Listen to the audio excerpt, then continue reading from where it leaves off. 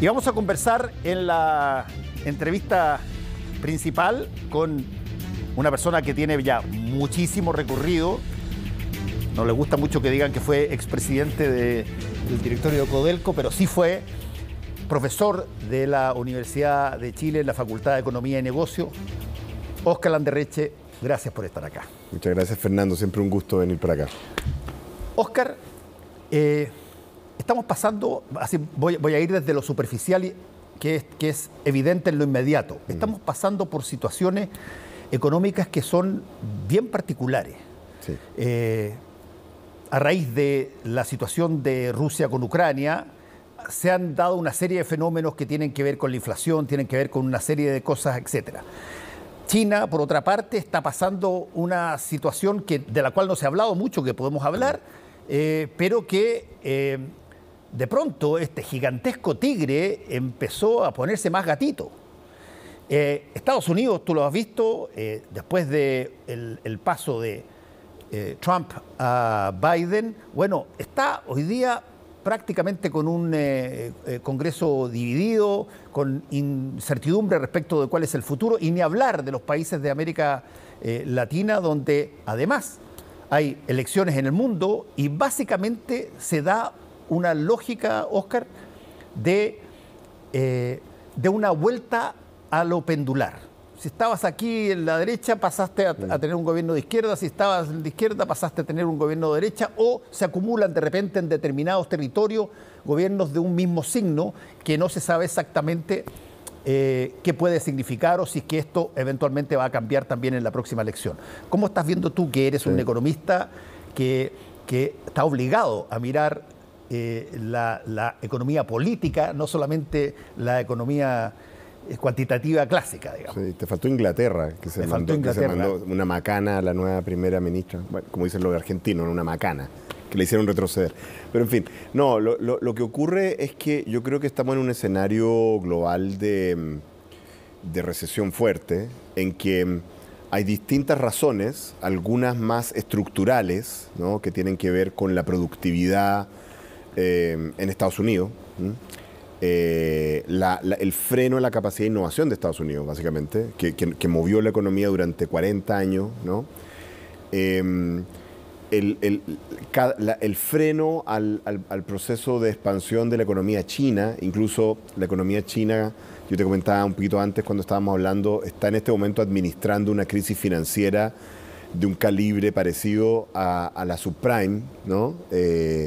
Evergreen, que esta compañía, pero hay más, hay un problema hipotecario muy parecido a la subprime gringa, pero administrado a la China, pero que le frena el sector de construcción y nos afecta el precio del cobre por esa vía. Los europeos están con problemas, obviamente la guerra, el tema energético. Los ingleses no saben qué, parece que están completamente perdidos.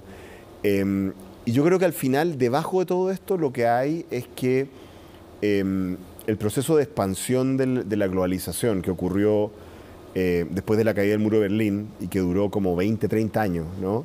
Y que fue absolutamente impresionante. O sea, las cifras, si uno las mira, la cantidad de gente a nivel global que salió de la pobreza, en fin, o sea, hay al César lo que es del César, tuvo efectos muy claros. Eso se agotó, ¿ya? Y mucha gente en el mundo desarrollado, analistas bien serios, están empezando a pensar que nos estamos enfrentando a una época más parecida a los años 70 que a los años 90, digamos. De que lo que viene es una época de poco crecimiento, de dificultad de los países desarrollados para satisfacer las aspiraciones de sus clases medias, ¿no? De situaciones como las que se están dando en las cuales los jóvenes que salen de las universidades, que entran al mercado laboral, creen que van a vivir peor que sus papás en vez de mejor que sus papás, ¿no? Ese tipo de situación. Que eso sí que es distinto a cómo se veían las cosas hace 20 o 30 años Así atrás. es, pero los años 70 eran un poquito así, en Estados Unidos, etcétera. De cosas dramáticas, como tú sabes que la expectativa de vida en Estados Unidos se había detenido e incluso había empezado a bajar un poco la expectativa de vida ante la pandemia. Y con la pandemia obviamente se bajó fuerte, porque tienen todo tipo de crisis de drogadicción y cosas. Tienen menos expectativa de vida que nosotros, los Estados Unidos. Entonces hay problemas como bien serios y Lo malo es que, a pesar de que alguna gente tiene como teorías bien peregrinas sobre lo que se puede hacer con la economía chilena, la verdad es que Chile es un país pequeño y que inevitablemente, cuya prosperidad inevitablemente va a estar unida al devenir económico del mundo a través de nuestras exportaciones, a través de los capitales que puedan invertir en nuestros proyectos productivos de distinto tipo. Y por lo tanto, cuando el mundo está mal, Chile va a estar mal. Mira, tú sabes que si uno retrocede a la Gran Depresión, a principios del siglo XX, cuando se hizo el conteo de los países peor golpeados por la Gran Depresión, tú sabes que el peor golpeado, adivina cuál es. Chilito, el peor golpeado por la Gran Depresión, según las cuentas que sacó el Fondo Monetario después, que se constituyó mucho después, cuando se hicieron los estudios. ¿Por qué? Porque eso, Chile era un país exportador de salitre, ya de cobre, etcétera. Un país, además, en esa época, un país que era muy importante, Valparaíso, el comercio internacional naviero, y todo eso se vino abajo, y obviamente un país como Chile es afectado por eso. Entonces, ahora, si uno quiere creer que Chile puede tener un modelo de desarrollo diferente a ese, yo creo que eso es un poquito voluntarista, ¿no? Países más grandes pueden tenerlo, pero Chile es un país chico. Pero estamos expuestos al mundo. Hay un punto muy interesante, yo te lo he escuchado a ti antes, decir, yo utilicé un proverbio japonés en Tolerancia Cero el domingo, en el Minuto de Confianza, que dice, cuando alguien quiere hacer algo, encuentra un medio. Cuando alguien no quiere hacer algo, encuentra una excusa. Sí. Bueno, para los efectos prácticos, yo y mi generación, y probablemente todos la generación de sobre 40 años que está viendo el programa, todos hemos escuchado desde hace por lo menos 20 años atrás que hay que invertir más en valor agregado, que hay que hacer una serie de cambios acá, que estamos listos. Y sin embargo, cuando llegamos a la realidad de las cosas, seguimos cortando árboles de la misma forma, seguimos sacando cobre de la misma manera y seguimos exportando y siguen siendo las cosas más principales que hacemos. Sí, nosotros tenemos, tú sabes que lo tengo publicado en un libro que saqué hace tiempo que se llama Hacia un Nuevo Pacto. La estructura de exportadora de Chile de hoy es más o menos la misma que teníamos hace casi 50 años, incluso más, francamente.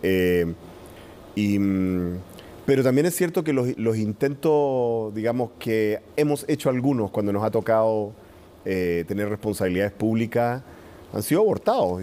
Como tú sabes, yo cuando estuve en Codelco fundé Codelcotec, una filial tecnológica, la cerraron en el gobierno siguiente, lancé la iniciativa Cobre Verde, chao. O sea, y esto le ha pasado, no sé, le pasó a Vitrán con el salitre en la Corfo, le han pasado. O sea, ha habido intento, y lo que pasa es que yo creo que en Chile,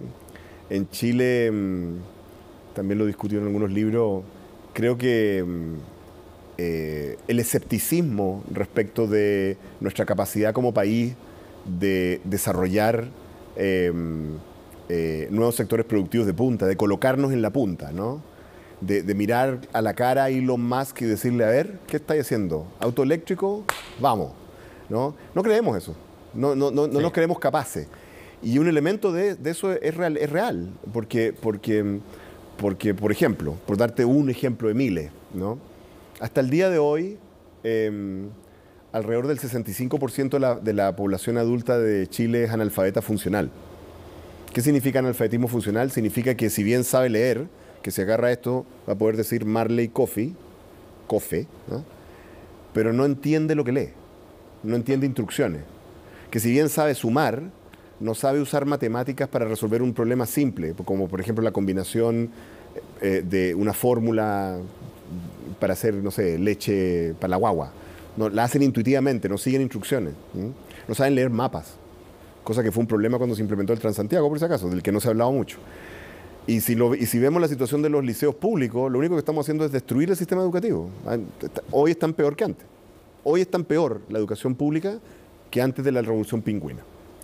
Entonces, un país que tiene 65% de analfabetismo funcional no le va a competir a Elon Musk, ni a los coreanos, ni a los israelíes. Y ese es como el problema. Ok, pero yo quiero ir al... No un problema de pura voluntad. No, pero me parece interesante porque está llamémoslo así, la política de los discursos. Y para eso hay épocas donde esas cosas compiten. Elecciones se llaman. Sí. Y por lo tanto tú tiras discurso y vas a hacer y vas a hacer. Sí. Después viene una época donde teóricamente uno debiera sacar cuenta de qué tanto de esas cosas, de las cosas trascendentales, ¿no? Pero que te cambian el país para bien y que te dejan poniendo la pelota ahí con el arquero botado para que tú hagas el gol, eventualmente funciona. Y nos damos cuenta que por alguna razón, siempre encontramos una excusa para volver a hacer lo mismo. Para no hacer eso, claro. Entonces, ¿cómo tú que has estudiado varios países distintos, cómo se rompe esa inercia? Es que es súper difícil porque, por ejemplo, déjame hablar de lo que te acabo de decir, del problema educativo. Corea del Sur, que hoy en día es un país desarrollado, ¿no? Sí. Y que cuando yo era niño era un país subdesarrollado, ¿cierto?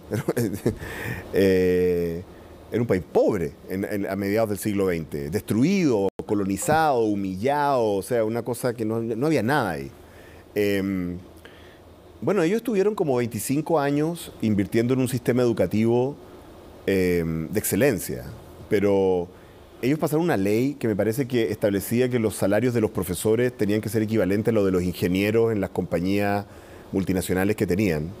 Y por lo tanto, el sector educativo absorbía a gente muy talentosa, que en vez de ser ingeniero, en vez de ser, qué sé yo, abogado, eran profesores de colegio, porque era una muy buena carrera.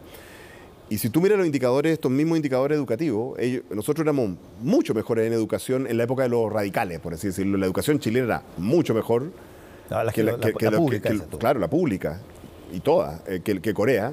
Corea nos pasó, pero disparado para el otro lado.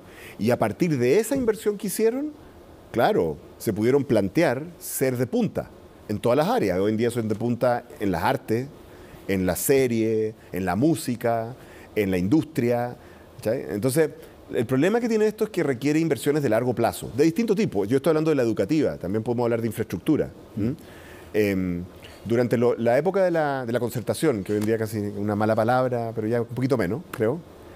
Tú sabes que tuvimos los años dorados de la inversión en infraestructura en Chile. En esos tiempos, para ser súper transparente, en los tiempos en que Lagos fue ministro de Obras Públicas y después presidente, Chile invirtió entre 3 y 3,5% del PIB en infraestructura pública, privada, concesiones, lo que tú quieras. Estábamos invirtiendo 3 a 3,5% del PIB.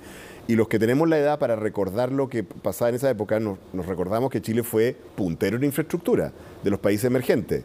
La gente venía de otros países latinoamericanos y no podía creer las carreteras, los puertos, los embalses, no podían creerlo. Bueno, hoy en día llevamos como 20 años invirtiendo 1/3 de eso. 1,5%. Y se nota, ya no tenemos una infraestructura de punta y no somos tan atractivos para hacer nuevos proyectos productivos. Entonces, lo que te quiero decir es que eso era posible, ¿por qué? Porque durante una época, por unas casualidades históricas, se dio en Chile que hubo una coalición que gobernó mucho tiempo y pudo, ¿no?, poner como un escenario en algunas cosas, no en todas, porque en algunas no lo hicieron, alguna perspectiva más de largo plazo que tuvo unos efectos enormes. En los países que tú me preguntas cómo lo hicieron, cada uno lo hizo diferente. Corea lo hizo con una dictadura, para decirlo, ¿no? Fue una dictadura que le dio como perspectiva de largo plazo. Singapur también, es una especie de monarquía dictatorial, una cosa medio así, con visos democráticos, ¿no? Pero otros países, Irlanda, por ejemplo, ¿no? Irlanda, Israel, son países que por distintas razones, básicamente por sus heridas históricas, los distintos partidos en pugna, ¿no?, son capaces en ciertos temas estratégicos de decir, no, aquí aquí no hay disputa. Aquí no hay disputa, ¿no? Aquí nos vamos, que en el caso de los israelíes obviamente tiene que ver con la cosa militar, de defensa, y por esa vía generan tecnología que se convierte en tecnología civil, ¿no? Hay un tema ahí, el desierto, el agua, todo ese tipo de cosas, las ven como estratégicas, ¿no? Y en el caso de Irlanda tenía también mucho que ver con educación, tenía que ver con su inferioridad con Inglaterra, ¿no? Ellos hicieron una apuesta hacia, por ejemplo, los sectores de servicios, competirle a Londres en la provisión de servicios, abogados, contadores, y ahora creo que Irlanda tiene un PIB per cápita más alto que Inglaterra, creo que en este momento es uno de los países más exitosos de Europa. pero es porque los distintos partidos políticos que habían estado agarrándose a coscachos durante siglos, digamos, siglos, literalmente siglos, católico y protestante. No, o sea, el reguero muerto ni hablar. Claro, y además muchísimo tiempo, ¿no? Sí. Llegaron a un punto en que dijeron, ¿sabéis qué? En esto no. Aquí vamos a hacer una apuesta estratégica como país. Nos vamos a poner de acuerdo, aquí están los empresarios. Entonces la pregunta es, usted, señor empresario, ¿a qué se compromete? ¿Qué sectores vamos a desarrollar? ¿Qué sectores de punta? ¿Con quién no las vamos a ver? ¿Con Elon Musk? ¿Con Amazon? ¿A quién vamos a desafiar? Y el empresario te dice, ya, voy a hacer esto, pero ¿qué me va a dar usted, señor Estado? Bueno, yo le voy a dar infraestructura, le voy a capacitar a los trabajadores, capaz que le dé algunas franquicias tributarias, pero usted me va a garantizar empleo de calidad, ¿cierto? Empleo en buenas condiciones, bien pagado. Ya, pues, entonces, ¿qué hacen los sindicatos? Bueno, nosotros podemos hacer un acuerdo para que haya menos conflictividad laboral, pero eso significa que los trabajadores nuestros tienen que estar bien pagados. Tú, yo, te doy, acá. Eso es lo que se ve en todos esos países, de distinta manera, porque cada uno de esos países tiene, en el fondo, un sistema político, una historia, heridas, igual que nosotros, pero distintas. Entonces, uno no puede hacer el copy-paste para acá. Nuestro problema en Chile es que tenemos que encontrar la manera en que lleguemos a esto. Y fíjate cómo lo veo yo. Yo veo que todos estos dimes y diretes que han pasado con la constituyente y que fracasó y ahora están renegociando, es nuestro proceso de aprendizaje de eso. Yo creo que una de las grandes cosas que vamos a aprender con este proceso constituyente, que quizá termine siendo más relevante, no es la constitución que termine saliendo, capaz, que igual es importante, obviamente, sino cómo vamos a aprender a negociar acuerdos en que todos ponen algo y reciben algo y el país sale adelante por eso. Vamos a ver si podemos hacerlo. ¿Y estás optimista en eso? Sí, yo sí estoy optimista. Estoy optimista porque ¿Qué señales te dan optimismo? yo estaba pesimista el día siguiente del plebiscito, estaba súper pesimista porque honestamente creía que todo el mundo estaba mintiendo, para ser súper sincero, ¿no? La derecha estaba mintiendo cuando decía que iba a continuar con la cuestión, ¿no? La izquierda mentía que quería reformar después de aprobar. Y yo creo que había un poquito de mentira. Pero en los días que han pasado me he dado cuenta que hay una genuina voluntad, no de todos los sectores, pero de suficientes sectores como para proyectar un proceso. Así que estoy un poquito más optimista. A ver, creo que podemos una de las cosas que ha pasado, Óscar, y que creo que es interesante, no solamente de que por lo menos se habla, cuando tú ya partes hablando de determinados procesos, es cierto que las palabras son vacías y eventualmente pueden terminar sin ser actos, pero de alguna manera te comprometen, porque hay personas que las dicen, hay personas detrás de la voz. Ahora, me gustó el símil que hiciste básicamente con ponerse de acuerdo en términos de, a ver, no quiero decir donde todos vamos a ganar, sino que cuál es nuestra forma de sentirnos cómodos, suficientemente cómodos en un escenario donde cada cual desarrolle su experiencia. Claro, es que un modelo de desarrollo, una estrategia de desarrollo tiene varios componentes, ¿no? Hay un primer componente que no existe hoy en día y no existe hace mucho tiempo, que es la comprensión, ¿no? Que es que cuando yo llegué a Chile, con mi familia a Chile desde el exilio, yo un cabro chico llegando a la universidad, en los años 90, uno se subía a un taxi y te hablaban de los malditos packings. Me tenían guatón con los packings. Y para los jóvenes, los packings son las instalaciones de la fruta, digamos. Claro. Porque los packings eran el símbolo de la industrialización del campo, claro, ¿no? Y del éxito exportador frutero de Chile. Y los packings, y esa era nuestra estrategia. Y hasta la gente más de izquierda que odiaba el modelo, le encontraba choreza a la cuestión de los packings, ¿cierto? Entonces la gente en Chile entendía que Chile tenía una estrategia de desarrollo de agarrar los recursos naturales, que los tenía subutilizados, y maximizar nuestra exportación, y por eso había desarrollar el país con infraestructura, con acuerdos comerciales bilaterales, diferente de la dictadura que se abría sola, no pedía nada a cambio, no, nosotros negociando acuerdos de comercio con los primeros en negociar con China, los primeros en negociar con la Unión Europea, los primeros en negociar con el NAFTA, con Canadá, México, Estados Unidos, o sea, y todo el mundo entendía esa estrategia, incluso la gente que estaba en desacuerdo la entendía, porque lo primero que tú tienes que tener es que la gente entienda la estrategia de desarrollo de Chile. Y yo les pregunto a las personas que están escuchándome ahora, ¿usted entiende cuál es la estrategia de desarrollo de Chile? Hoy. Ninguna. Imágenes, la única imagen que mucha gente puede tener, digamos, son barcos llenos de láminas de cobre. Pero eso no es una estrategia, eso es lo que siempre hemos hecho. Bien. Eso es más de lo mismo. Eso no es una estrategia de desarrollo, porque desarrollo es hacer algo diferente a lo que hacías antes, y eso es lo mismo. Yo creo que lamentablemente desde hace como 15 años, la clase política no entiende la propia clase política. Los propios presidentes que hemos tenido no te saben explicar cuál es la estrategia de desarrollo. Mucho menos va a poder la gente. Entonces, lo primero es que comprensión. Tenemos que entender cuál es nuestra estrategia de desarrollo. Segundo, contribución. La gente tiene que entender qué es lo que tiene que entregar para esa estrategia de desarrollo. En los años de la concertación la gente lo entendía. Tenía que educar a sus hijos, a pesar de que ellos no habían tenido educación completa o universitaria. Tenía que ahorrar, tenía que comprar una casa, ¿no? Contribución. ¿Qué es lo que tengo que contribuir? Y lo tercero es la compensación, ¿no es cierto? La compensación, ¿no? Y la compensación es, bueno, yo entiendo la estrategia de desarrollo, entiendo lo que se me pide como ciudadano, como trabajador o trabajadora, como estudiante, ¿no? ¿Y cómo voy ahí? En el viejo chileno del cómo voy ahí, ¿no? ¿Y cómo voy ahí? Lo entiendo. ¿Cómo voy ahí? En la época de la concertación estaba clarísimo, ¿no? La mitad de la población de Chile o más estaba bajo la línea de la pobreza. Vamos a salir de la pobreza. Y sacamos a, no sé, 30, 40% de la población de la pobreza. Eso es un cómo voy ahí. Por primera vez chilenos tuvieron auto, por primera vez hubo chilenos que viajaban al exterior, etcétera, etcétera. Primera generación en ir a la universidad. Hay un cómo voy ahí. Y la gente entendía ese contrato. Alguna gente no lo encontraba óptimo. Alguna gente decía, además tenemos que avanzar más rápido en equidad, además el medio ambiente, además género, además... Y legítimamente no estaba satisfecha con esa combinación de, ¿no es cierto?, comprensión, contribución y compensación, 3C, ¿no es cierto? Pero lo encontraba suficiente, como tú dices. Lo encontraba, ya está bien, no es lo óptimo, pero es aceptable, démosle, ¿no es cierto? Eso es lo que no tenemos hoy. Y honestamente yo no veo al liderazgo político tratando de hacer eso tampoco. No lo veo, o sea, genuinamente no lo veo. Veo mucha gente diciendo no a cosas. Sí. No quiero hacer esto, no quiero hacer esto otro, no quiero hacer esto. Eso está clarito. O sea, la gente comunicacionalmente entiende... eso es un tic, llámalo así. Sí, estoy en contra del TPP, estoy en contra de esto, estoy en contra de lo otro. Ya está bien, estoy en contra de todas estas cosas. Ya, pero ¿estoy a favor de qué? Y cuando te dice a favor de qué, te dicen unas vaguedades así, es que la cosa inclusiva.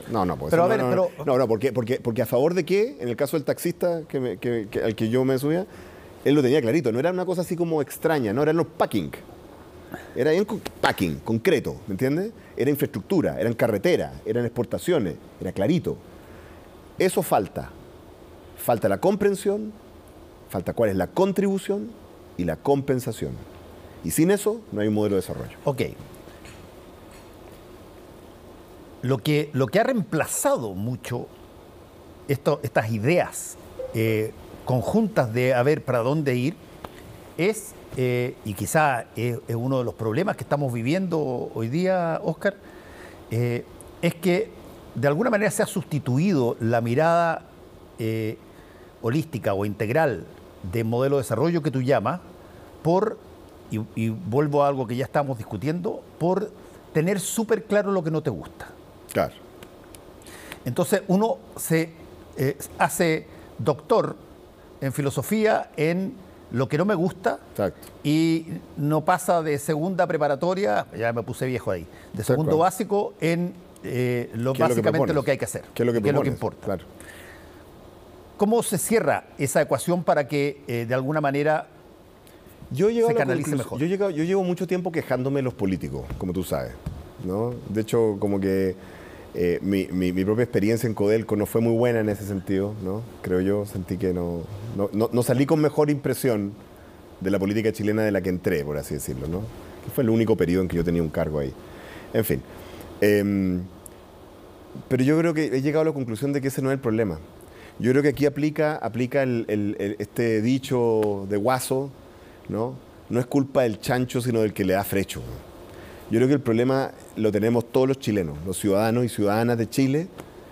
Nosotros tenemos que tomar la decisión de exigirle eso a la política, porque si no le exigimos eso, si le exigimos más bien la chuchoca, la veleíta, la tontera, ¿no? La promesa demagógica, populista, ¿no? El discurso de odio, el discurso de división. Si eso es lo que nos satisface y todo el tiempo le estamos señalizando a los políticos a través del rating, a través de WhatsApp, a través de Twitter, a través de todo, de las votaciones, que premiamos eso, o sea que cualquier político, que el tipo o la tipa más odiosa, esa es la que llega a ser senador, esa es la que llega a ser diputado, no la persona que está tratando de tener una visión de Estado, ¿no? Estratégica. Bueno, si los chilenos y chilenas no toman la decisión de premiar lo otro, no va a ocurrir, porque la política al final del día es una actividad profesional, ¿no? Y los políticos van a reaccionar a los incentivos, como en cualquier actividad, ¿no? Y van a hacer lo que sienten que el público le demanda, por así decirlo, ¿no? Entonces yo creo que esto es una decisión de los chilenos y las chilenas. Y yo sugiero mirar lo que nos pasó con el proceso constituyente.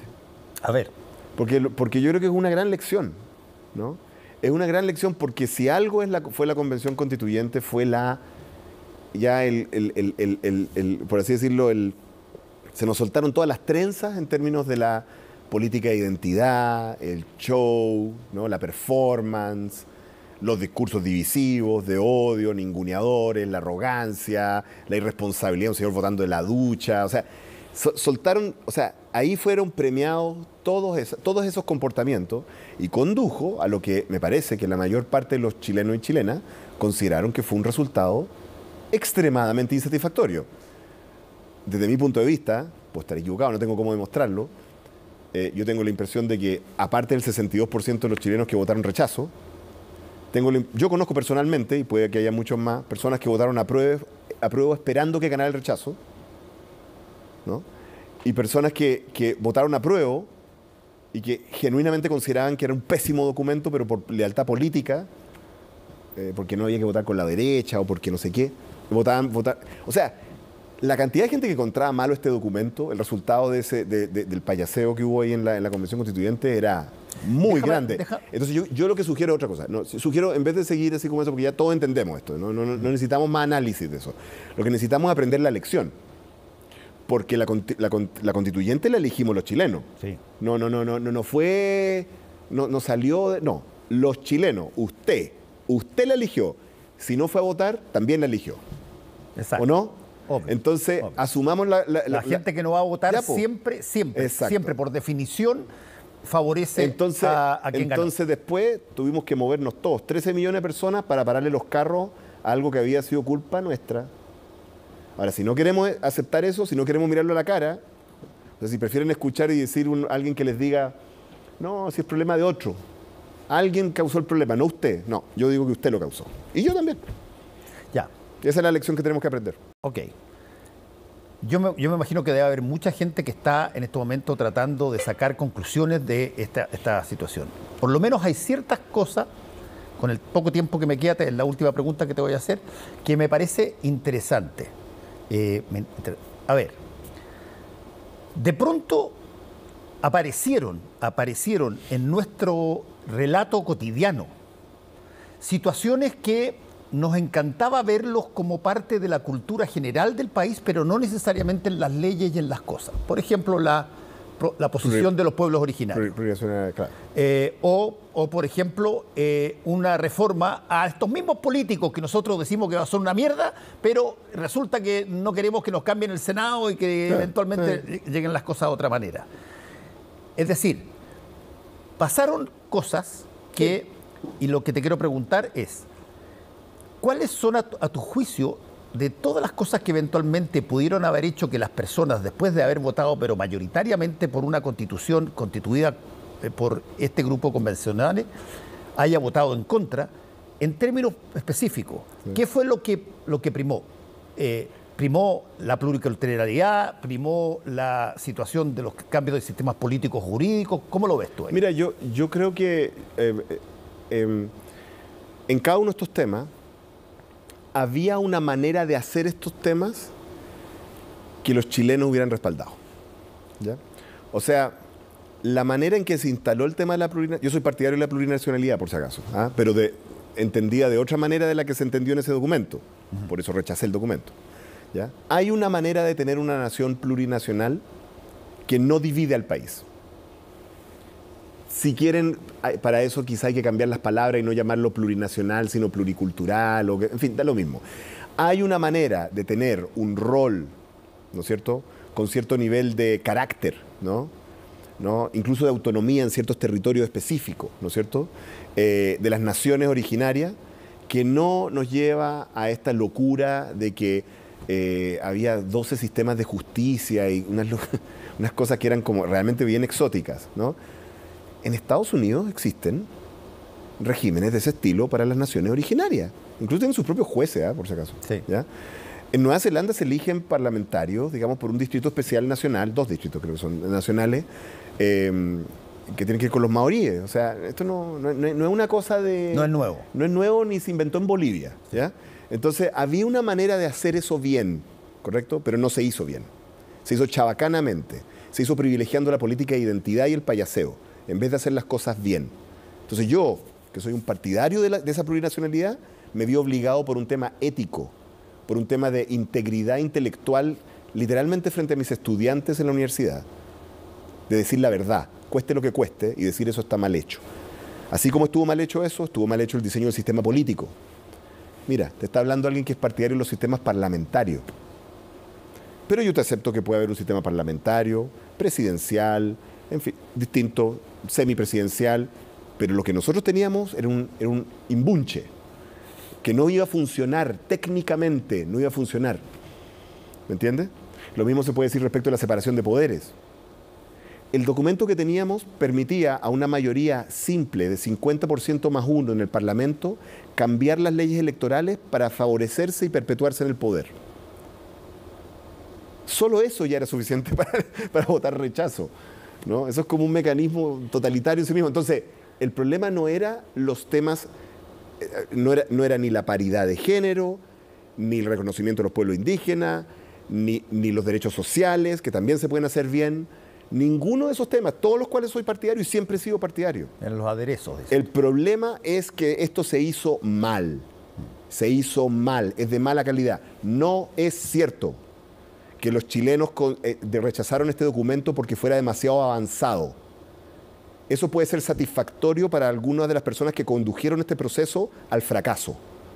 No es cierto. Lo que es cierto es que era un mal documento para lograr esos cambios. Y lo que los chilenos les están dando ahora, con mucha timidez según las encuestas, es una segunda oportunidad para hacer esto bien. Y yo sugiero hacerlo bien. Bueno, Óscar, voy a dar un tiempecito, así como llamémoslo 2 o 3 meses. Para ver qué pasa. Para ver qué pasa y volvemos a conversar y a ver si es que hay atisbos de signos que te parecen a ti, sí, que cambian la ecuación. Yo estoy optimista, yo veo que la cosa... Siempre hay enredos, no se sí. enreden con que que los dime y direte, que la mesa sí. allá... Hay 3 cosas que no se tienen que mirar de cerca. ¿Cómo se hacen salchichas? Nunca miren cómo se hacen las salchichas. No, nunca. El ballet se mira de lejos porque de cerca se ve que transpiran, ¿no? Es de lejos el ballet. Y la política. Mírenla de lejos, tranquilo. Denle su tiempo. Mírenla de lejos, pero oiga, mírenla de lejos, pero atentamente. O sea, atentamente. Mirar de lejos no significa despegarse. Exactamente. Gracias, Óscar. Gracias a ti.